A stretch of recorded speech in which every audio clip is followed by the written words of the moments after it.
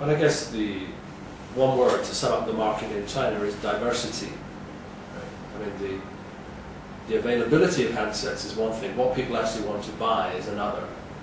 And the same will be true in the 3G environment as well. I think you'll have big players will be there, and they have the advantage they've already launched handsets in other parts of the world in 3G markets that they can then roll out in China. But as well, you're going to have the handsets of the infrastructure manufacturers like the ZTEs and the Huaweis, who, thanks to a lot of state investment, have been able to grow business outside of China in 3G markets. Ostensibly, I feel, to get experience in those markets before rolling out handsets in China, which is why the government, through state banks, has been supporting them so much. So the consumer in China will be presented with a similar landscape, I think, of handsets as they have now. The question is, will they be making choices in a similar way? Will they be looking at brand first, or will there be more of maybe a national pride? It's a Chinese standard, therefore it would be good to have Chinese handset. I mean, a lot will be down to the design of the handsets. I would say that yes and no. Yes, because they've had those experiences abroad and with operators, which I'll come back to in a second. But the two standards from what I understand, the 3G standards are the TD-SCDMA, the homegrown stuff, as well as the WCDMA, I believe is the second one. Yeah. And TD is not something that you find elsewhere, so therefore that's kind of a new game in some ways. The WCDMA stuff is something where you can apply the experiences from abroad. But I think that, yeah, I mean, the idea is to give the local manufacturers an opportunity to start to lead the market rather than just following. So I think that is definitely one by design. But I think specifically the operator side is where it's been quite interesting, sort of the 6 operators now combined into 3. From what I understand, there's like China Telecom who now have 3G licenses, don't know what to do with it. They don't know how to, that's not the market they've been in originally. So I think it will be interesting. China will also figure out what they're trying to do, and as well as China Unicom. So I think that it's a twofold thing. One is the manufacturing side, what handsets are going to be available, but then more importantly, what is the operators going to do? So I mean, if we look at Europe as how that developed 3G, the first operator to roll out 3G was a 3G only operator, which was 3 through Hutchison Telecom. And then later the traditional, the 2G operators, the Vodafones, the T-Mobiles, then they started to roll out. So they held back a little bit. They wanted to see the experience that 3 had. The situation is quite different in China in terms of the operators being able to hold back and see.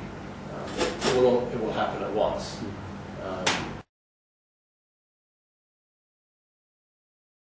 I think that, I mean, today there's already handsets out there, there's already infrastructure out there, but it's about rolling it out, replacing or adding to infrastructure that's there now. I think it's a huge capital intensive thing that they have to deal with and figure out how to do. So I think that I think right now it's finally been handed down, people have been waiting, and now the question is like, okay, now what? How do we do this in a way that, especially given the current economic climate, etc., how do we make sure we don't go belly up as a result of this? It's interesting, John, you mentioned the capital investment. Another interesting thing, in other parts of the world, there was a bidding or there was a beauty contest for the spectrum, for the 3G spectrum.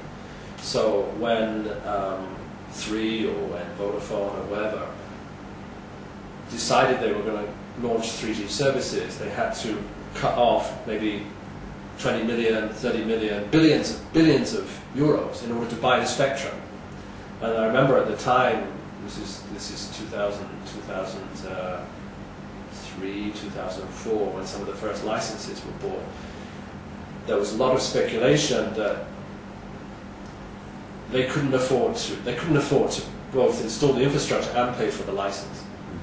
Now that isn't the situation here in China. So again, that sets a slightly different commercial landscape for how quickly the operators have to make money, because that was the big pressure in Europe. Was okay, you've just spent, I don't know, 10 billion euro on a license.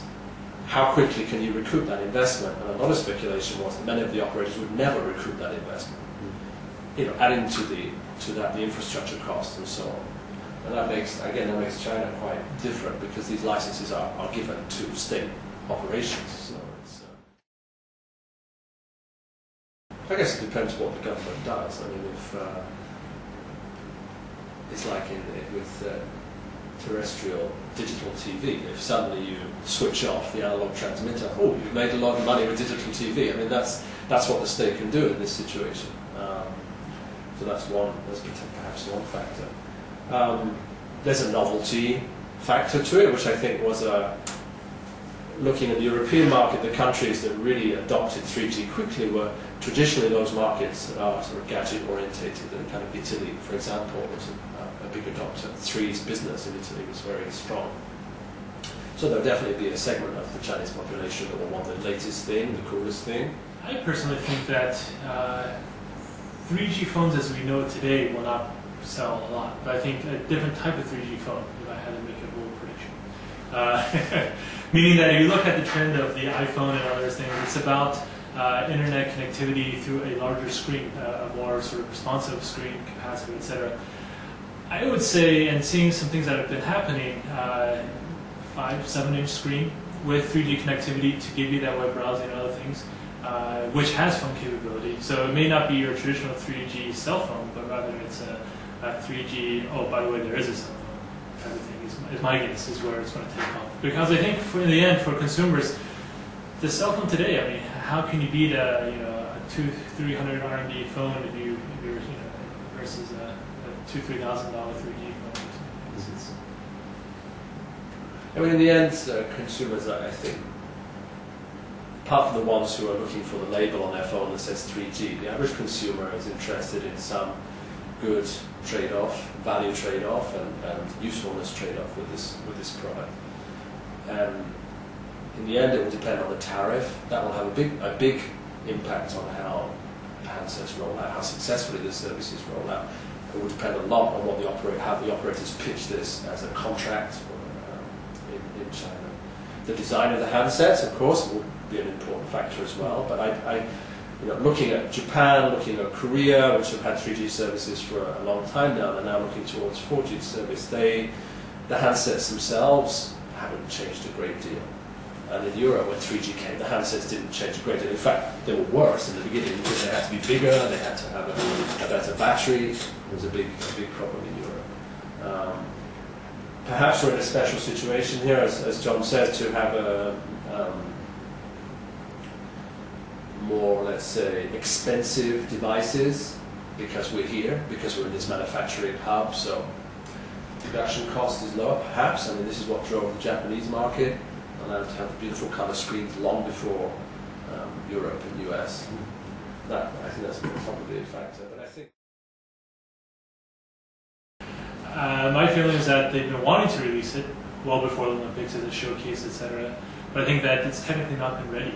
And I think that it's because it's now technically ready, and amongst other things, maybe certain things have finally lined up, that now they've released it.